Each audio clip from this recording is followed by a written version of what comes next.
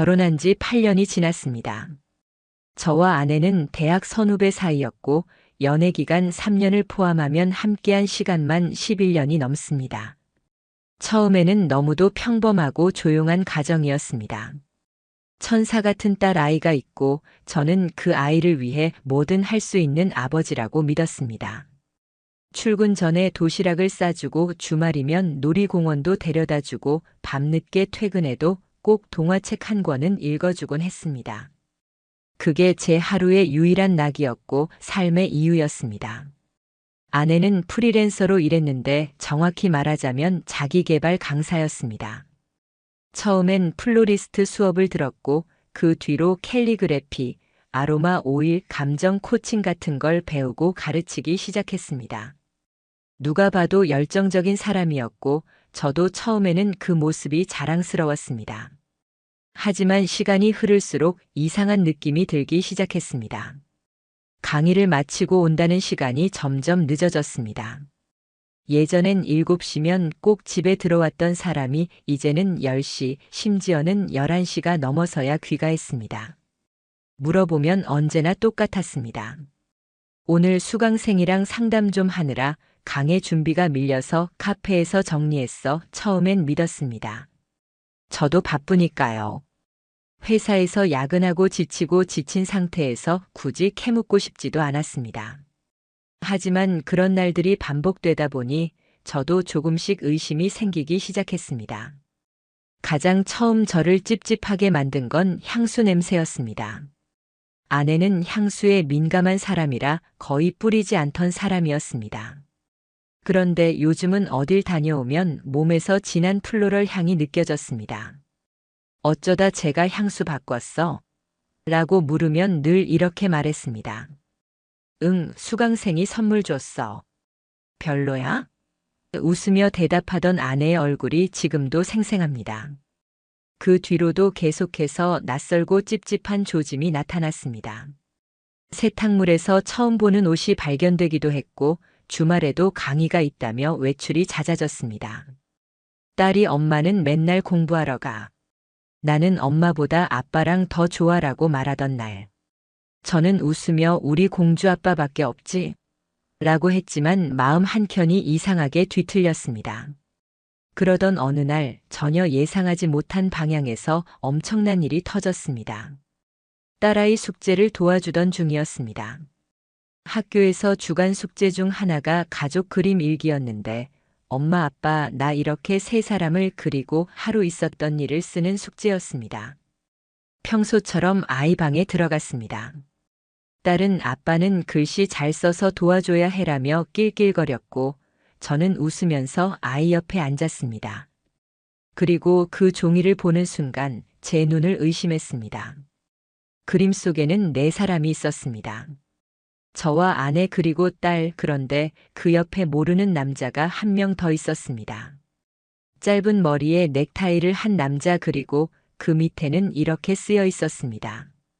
오늘은 엄마가 매일 만나는 아저씨랑 놀이터에 갔어요. 그 아저씨가 아이스크림도 사줬어요. 그 문장을 읽고도 저는 잠시 아무 말도 못했습니다. 머릿속이 새하얘졌습니다. 저도 모르게 이게 뭐야? 라는 말이 튀어나왔습니다. 딸은 아무렇지 않게 말했습니다. 이거? 그냥 엄마가 자주 만나는 사람 있어. 맨날 놀이터에서 같이 놀고 아빠는 몰라도 돼.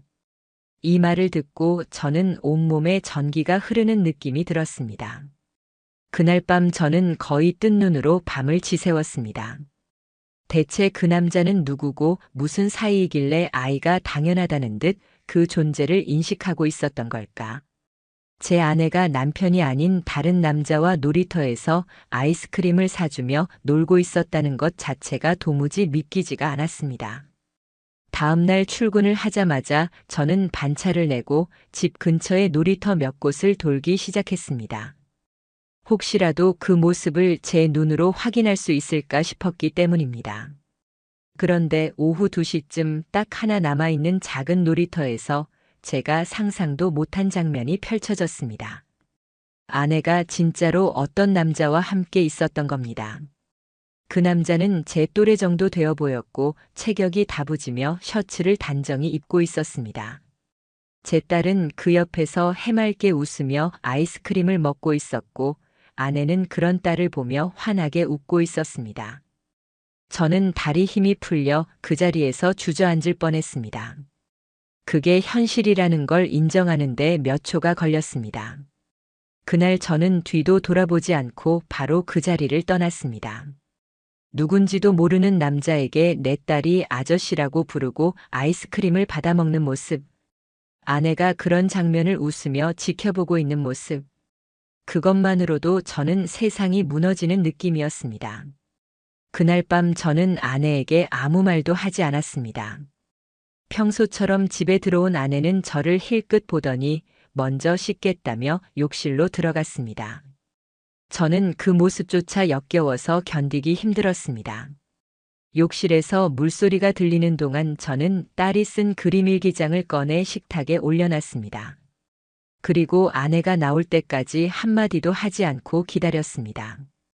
욕실에서 나온 아내는 그걸 보고 잠시 멈칫하더니 저를 향해 물었습니다.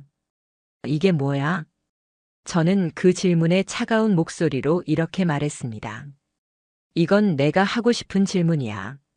이게 대체 뭐냐고. 아내는 그림 일기를 본 순간 얼굴빛이 달라졌습니다. 평소 같았으면 농담처럼 웃고 넘겼을 텐데 그날은 아니었습니다. 얼굴이 굳고 눈동자가 흔들렸습니다. 저는 그 미세한 떨림을 놓치지 않았습니다. 잠깐의 침묵이 흘렀습니다. 아내는 그림 일기를 뒤적이며 말했습니다. 이거 그냥 아이가 잘못 본 거야. 아마 옆집 아저씨 말하는 걸 거야. 내가 요즘 요가 갔다가 놀이터 데려다 줄 때 그 아저씨도 가끔 있거든. 이해가 되지 않았습니다. 왜 아이는 그 아저씨가 아이스크림을 사줬다고 했을까? 왜 그런 말을 아무렇지 않게 숙지에 썼을까? 왜 자주 만난다고 했을까? 단순히 옆집 사람이 아니라는 걸 저는 본능적으로 느끼고 있었습니다. 저는 물었습니다. 그 아저씨 이름이 뭐야? 아내는 대답을 하지 않았습니다. 눈만 피한 채 입술을 꾹 다물고 있었습니다. 그날 밤 저는 핸드폰을 건네달라고 했습니다. 아내는 처음엔 자연스럽게 넘겼지만 제가 문자와 통화 내역을 확인하려는 걸 알아차리자 순간적으로 뺏으려 들었습니다. 너무 뻔한 반응이었습니다. 저는 말했습니다. 왜? 뭔데? 숨길 게 없으면 가만히 있지 그래. 아내는 침묵했고 저는 핸드폰을 들고 메시지를 하나하나 뒤지기 시작했습니다. 카카오톡은 대부분 삭제돼 있었습니다. 대화창 자체가 하나도 없었습니다. 그 순간 제 뒷목이 찌릿했습니다. 누구나 흔히 하는 가족 단톡방도 없고 친구 대화도 없는 휴대폰. 그건 깨끗한 게 아니라 고의로 비워진 흔적이었습니다. 통화 내역을 확인했습니다. 그나마 남아있던 번호 중 하나가 눈에 띄었습니다. 거의 매일 한 번씩 10분 이상 통화한 번호. 이름은 저장돼 있지 않았지만 수상한 건 분명했습니다. 그 번호를 복사해서 바로 제 휴대폰으로 넘겨 카카오톡 프로필 검색을 해봤습니다. 그런데 거기에는 제가 낯설지 않은 얼굴을 보게 됐습니다. 딸의 그림에 있던 그 남자였습니다. 정장을 입고 넥타이를 맨 채 커피를 들고 있는 사진. 그 웃는 얼굴을 보는 순간 온몸이 뒤틀릴 것 같았습니다. 저는 곧바로 그 번호를 검색해 그 사람의 이름과 직업을 찾기 시작했습니다. SNS에는 태그된 사진들이 많았고 자기소개에 감정치유 코치라는 말이 적혀 있었습니다. 아내가 강의를 하면서 자주 언급하던 자기개발 업계 사람이었습니다. 심지어 몇 개의 게시물에 아내의 이름이 댓글로 달려있기도 했습니다. 대화는 없었지만 오늘도 따뜻했어요. 같은 멘트들. 그 짧은 문장들이 제 심장을 쥐어짜듯 조여왔습니다. 그날 밤 저는 잠을 이루지 못했습니다. 마치 온몸이 벽에 갇힌 기분이었습니다. 숨이 막히고 머릿속이 복잡해서 눈을 감을 수도 없었습니다. 아내는 제가 보는 앞에서 핸드폰을 두고 자리에 누웠습니다. 마치 아무 일도 없었다는 듯. 저는 소파에 앉아 그 모습을 바라보며 이를 악물고 있었습니다. 다음 날부터 저는 조용히 추적을 시작했습니다. 퇴근 후 몰래 집 근처 카페로 가지 않고 곧장 아내를 따라갔습니다. 아내가 강의가 있다며 나가는 시간에 따라붙어 거리를 두고 지켜봤습니다. 그렇게 사흘째 되는 날 결정적인 장면을 목격했습니다. 아내는 강의장이 아닌 작은 북카페로 들어갔고 그 안에는 바로 그 남자가 기다리고 있었습니다. 두 사람은 서로를 보자마자 미소를 지었고 아내는 그 옆에 앉아 무언가를 보여주며 이야기했습니다. 저는 바깥 유리 너머에서 그 모습을 보며 차가운 한기가 온몸을 훑는 걸 느꼈습니다. 10년을 함께한 사람이 저런 표정으로 다른 남자에게 미소를 보이고 있다는 사실. 그게 너무도 끔찍했습니다. 그 장면을 목격하고 저는 바로 그 북카페 옆 상가에서 녹음기를 하나 샀습니다. 그리고 이틀 뒤 다시 같은 장소를 찾아가 유리창 근처 탁자 아래에 몰래 붙여놨습니다. 무슨 일이 있어도 말로는 잡을 수 없겠다는 생각이 들었기 때문입니다. 증거를 확보해야 했습니다. 그게 아니면 아내는 계속 발뺌할 것이 뻔했으니까요. 이틀 뒤 저는 그 녹음기를 회수했습니다. 그리고 집에서 이어폰을 낀 채 조용히 틀었습니다. 소리는 작았지만 또렷했습니다. 아내의 목소리가 나왔습니다. 요즘 너무 좋았어요. 당신이 있어서. 그 말 뒤에 남자의 목소리가 이어졌습니다. 나도 그래. 하율이도 이제 우리 사이에 익숙해진 것 같고. 그 순간 제 심장은 멈출 뻔했습니다. 하율이. 제 딸의 이름. 그들이 제 딸을 끌어들였다는 사실이 저를 무너지게 만들었습니다. 단순한 불륜이 아니었습니다. 제 딸과 함께 시간을 보내며 제 아이 앞에서 웃으며 저를 완전히 바보로 만들고 있었습니다. 그날 밤 저는 아내에게 녹음 파일을 들이밀었습니다. 처음엔 이게 뭐야라고 묻더니 결국 아무 말도 못했습니다. 손을 떨며 입을 가리고 고개를 숙인 채 그대로 주저앉았습니다. 저는 더는 감정을 억누를 수 없었습니다. 분노, 배신, 모멸감. 그런 더러운 감정들이 들끓고 있었습니다. 어떻게 그럴 수가 있어. 나도 그렇지만 하율이 앞에서까지. 진심으로 미친 거 아냐. 아내는 계속 미안해. 미안해만 반복했습니다. 변명도 하지 않았습니다. 저는 더는 듣고 싶지도 않았고 그 자리에 있기도 싫었습니다. 옷만 챙겨서 집을 나왔습니다.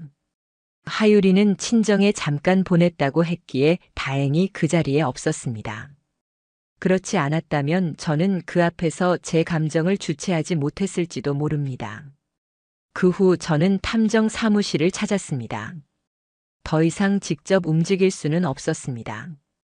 법적 대응을 하기 위해서는 명확하고 정리된 자료가 필요했습니다. 녹음만으로는 부족했습니다. 사진, 동선, 만남 횟수 그런 것들을 시간 순으로 확보해야 했습니다. 탐정은 일주일 정도 시간을 달라고 했고 저는 기다릴 수밖에 없었습니다. 그 일주일은 지옥 같은 시간이었습니다. 아내는 집으로 돌아오지 않았고 전화도 하지 않았습니다. 문자 하나 없었습니다. 그동안 얼마나 저를 우습게 봤던 걸까. 제 딸을 앞세워 그렇게 교묘하게 거짓말을 하며 다른 남자와 관계를 유지하고 있었다는 사실이 제 정신을 갉아먹고 있었습니다. 그리고 일주일 뒤 탐정이 제 손에 들려준 봉투 안에는 날짜와 시간이 기록된 사진들이 들어 있었습니다. 주말마다 같은 장소에서 만나는 사진들, 저녁 시간에 조용한 골목으로 함께 들어가는 사진, 두 사람이 서로에게 기대어 걷는 장면까지 더 말이 필요 없었습니다. 탐정에게 받은 사진들을 한 장 한 장 확인할 때마다 심장이 철렁 내려앉았습니다. 생각보다 훨씬 더 깊었습니다. 단순한 감정이 오간 게 아니었습니다. 두 사람은 커플처럼 행동하고 있었습니다. 손을 잡고 걸어가고 서로를 찍어주고 서로에게 기대어 웃고 있었습니다. 그렇게 당당하게 대놓고 그리고 저는 그 사이에 철저히 배제된 존재였습니다.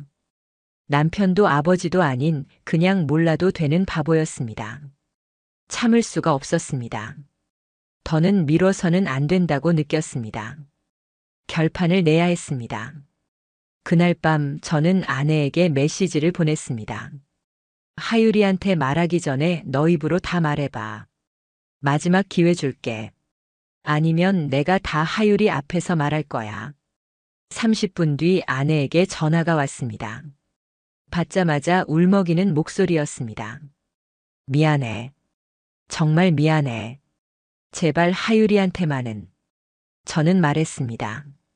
지금 당장 그 인간 데리고 카페로 나와. 아니면 둘 다 끝이야.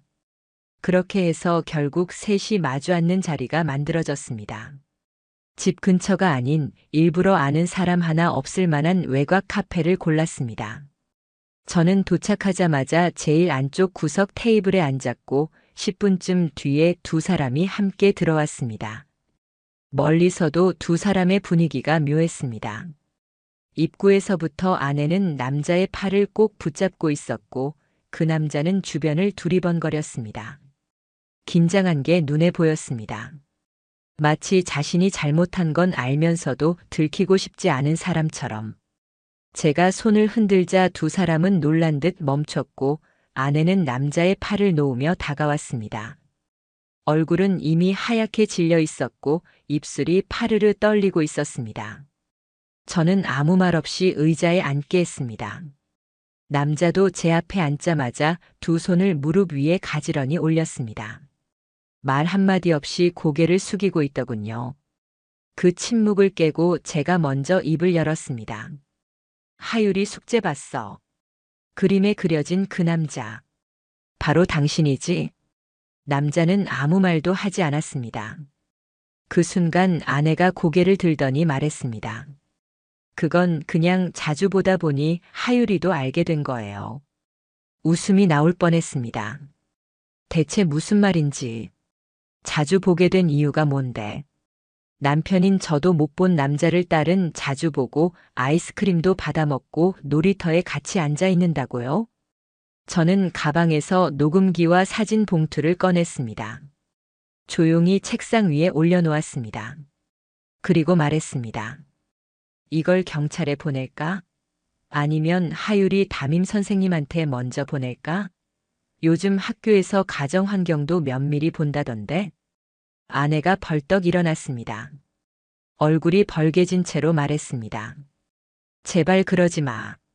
내가 다 잘못했어. 다 내 책임이야. 그 사람은 아무 잘못 없어. 내가 먼저. 바로 그 순간 남자가 고개를 들었습니다. 그건 아니에요.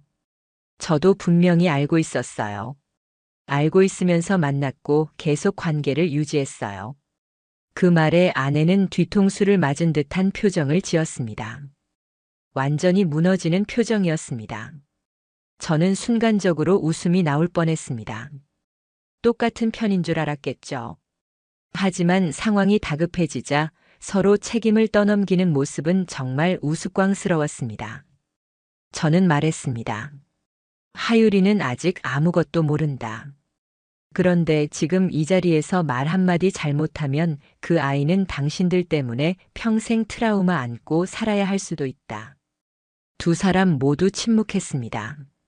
저는 그 침묵이 계속되기를 바랐습니다. 감히 입을 열 자격이 없다고 생각했습니다. 하지만 저는 여기서 멈추지 않았습니다. 당신들 둘 사이에서 오간 메시지, 사진, 통화 내용 다 수집해놨어. 그리고 탐정이 찍은 자료들도 있다. 변호사랑 상담은 이미 끝났고. 이건 통보야. 이혼할 거고 양육권은 내가 가질 거야. 아내가 고개를 떨구며 흐느끼기 시작했습니다. 저를 쳐다보지도 못하고 연신 입술만 깨물고 있었습니다. 눈물로 감정을 호소하면 제가 흔들릴 거라고 생각했겠지만 이제 그런 연민은 없었습니다. 제 감정은 이미 그 전날 녹음기를 들으면서 모두 사라졌습니다. 남자는 입술을 꾹 다문 채 말을 꺼냈습니다. 저도 책임지겠습니다. 위자료든 뭐든 제가 감수하겠습니다. 그 말에 저는 조용히 웃었습니다. 책임이요? 책임질 줄 알았으면 처음부터 남의 가정에 발들이지 말았어야죠. 그날 카페에서 나오는 길에 저는 마지막으로 아내에게 말했습니다. 하유리한테 무슨 말 할지 정리해둬. 곧 너랑 마주 앉게 될 거니까. 거짓말하면 그 자리에서 다 밝힐 거야. 하유리에게 상처 주는 건 내가 아니라 너야. 아내는 말없이 고개를 끄덕였습니다. 옛날엔 그렇게 당당하던 사람이었습니다. 늘 앞에 나서서 말하던 사람. 그런데 그날은 고개도 못 들고 제 발끝만 보고 있었습니다. 집으로 돌아와서 하유리를 마주했을 때 저는 처음으로 아버지로서 감정을 억누르는 게 얼마나 힘든 일인지 깨달았습니다. 아이는 아무것도 모르고 해맑게 웃고 있었습니다. 저는 그 웃음을 보며 다시는 이 아이를 거짓 속에 두지 않겠다고 다짐했습니다. 그리고 이 아이에게는 절대 그 남자 같은 인간이 아빠인 척 다가오게 하지 않겠다고 마음먹었습니다. 다음 날 아침 저는 변호사 사무실로 향했습니다. 이미 기본적인 상담은 마친 상태였고 자료도 충분히 모아뒀습니다. 이제 본격적으로 법적 절차에 착수할 차례였습니다. 변호사는 사진 봉투와 녹음 파일을 하나씩 확인하더니 서류 정리도 마치지 않고 말했습니다. 증거력 아주 충분합니다. 양육권도 위자료도 다 가져오실 수 있어요. 그 말에 저는 긴장이 조금 풀렸습니다. 하지만 마음 한편에는 아직도 분노가 가시지 않았습니다. 단지 위자료를 받고 끝낼 생각은 추호도 없었습니다. 저는 말했습니다. 그 인간한테도 상간 소송 걸고 싶습니다. 그냥 넘어가고 싶지 않아요. 저 인간 때문에 내 딸이 제 아내가. 변호사는 고개를 끄덕였습니다. 당연히 가능하죠. 특히 그 남자가 미혼이면 상간 책임은 더 명확하게 물을 수 있습니다. 위자료 액수는 협의할 수도 있지만 최대한 세게 밀어붙이겠습니다. 그날 이후 저는 아내와 모든 대화를 문자로만 주고받았습니다. 혹시라도 증거로 제출할 일이 생길까 싶어서였습니다. 아내는 제게 한 번도 항의하지 않았습니다. 그날 카페에서의 만남 이후 아내는 완전히 달라져 있었습니다. 마치 벼랑 끝에 서 있는 사람처럼 말을 걸어도 조용히 대답했고 요구하는 자료를 제출하라고 하면 하루 안에 모두 보내왔습니다. 며칠 후 아이를 보호하기 위해 심리 상담사와 함께 하유리를 만나는 자리가 있었습니다. 저는 아내에게 이렇게 말했습니다. 하유리에게 지금 당장 진실을 다 말할 수는 없지만 적어도 엄마가 거짓말을 했다는 건 알아야 한다. 지금이라도 내 입으로 얘기해. 그 자리는 죽을 만큼 고통스러웠습니다. 하유리는 눈을 동그랗게 뜨고 엄마를 바라봤고 아내는 떨리는 목소리로 말했습니다. 엄마가 아프다고 했던 거 기억나지? 사실은 마음이 많이 아팠어. 엄마가 잘못한 일이 있었어. 그래서 당분간 아빠랑 따로 살게 됐어. 딸은 처음엔 이해를 못하는 눈치였지만 곧바로 제 무릎에 와서 안겼습니다. 그리고 말했습니다. 아빠, 엄마는 이제 집에 안 오는 거야? 그 질문에 저는 말을 잇지 못했습니다. 아무 말도 할 수가 없었습니다. 그날 집으로 돌아와서 하유리를 재운 뒤 저는 소리 죽여 울었습니다. 제가 울고 있다는 사실을 스스로 믿을 수 없을 만큼 가슴이 찢어졌습니다. 시간은 빠르게 흘렀습니다. 법원으로부터 이혼 소송과 상간 소송 관련 첫 출석 일정을 받았고 저는 모든 자료를 정리해 들고 나갔습니다. 그날 법정에서 마주한 아내는 완전히 다른 사람이었습니다. 화장기 없고 눈이 퀭한 얼굴, 몇 킬로는 빠진 듯한 야윈 몸, 그 남자 역시 수척한 얼굴로 고개를 숙이고 있었습니다. 변호사는 아내의 불륜 사실과 함께 제시한 사진과 녹음, 통화 기록 등을 차례로 제시하며 진술했습니다. 판사도 한참을 자료를 보더니 이렇게 말했습니다. 피고의 부정행위는 충분히 입증되며 가정에 심각한 악영향을 초래한 것으로 판단됩니다. 이에 따라 원고의 이혼 청구를 인정하고 자녀의 양육권은 원고에게 귀속되며 위자료 청구 역시 일부 인정합니다. 이어서 상간 소송 재판이 이어졌습니다. 불륜남은 처음엔 사과만 하더니 결국 말문을 열었습니다. 저는 감정적으로 빠졌던 것 같습니다. 한순간의 실수였다고는 말 못하겠지만 책임은 지겠습니다. 판사는 차갑게 말했습니다. 감정에 빠졌다는 것이 행위의 정당성을 담보하지는 않습니다. 피고는 분명히 기혼자인 상대와의 관계를 인지하고 있었으며 이에 따른 법적 책임을 져야 합니다. 그날 법정에서 나오는 길, 아내는 제게 다가와 말했습니다. 하율이 가끔 볼 수는 없을까? 저는 단호하게 말했습니다. 하율이에게 널 어떻게 설명해야 할지 생각해봤어? 내가 한 짓을 아이가 알게 되면 평생 상처로 남을 텐데. 내가 무슨 자격으로 아이를 본다고 해. 아내는 그 말을 듣고 아무 대답도 하지 않았습니다. 입을 꾹 다문 채 고개만 끄덕였고, 그날 이후 저는 아내와 하율이를 완전히 분리시켰습니다. 친권은 공동이지만 실질적인 모든 권한은 제게 있습니다. 아내는 아이에게 아무 연락도 할 수 없게 조치했습니다. 혹시라도 연락이 오면 즉시 법적으로 대응하겠다는 각서도 받아뒀습니다. 그렇게 시간이 조금씩 흘렀고 하율이도 점점 변해갔습니다. 처음엔 엄마를 찾기도 했지만 제가 옆에서 늘 함께 해주자 어느 순간부터는 아무 말 없이 제 손을 잡았습니다. 주말마다 놀이터도 가고 영화도 보고 도시락도 싸서 한강도 다녔습니다. 웃고 떠드는 하율이를 보면 제가 아버지로서 꼭 지켜야 할 존재가 무엇인지 분명히 느껴졌습니다.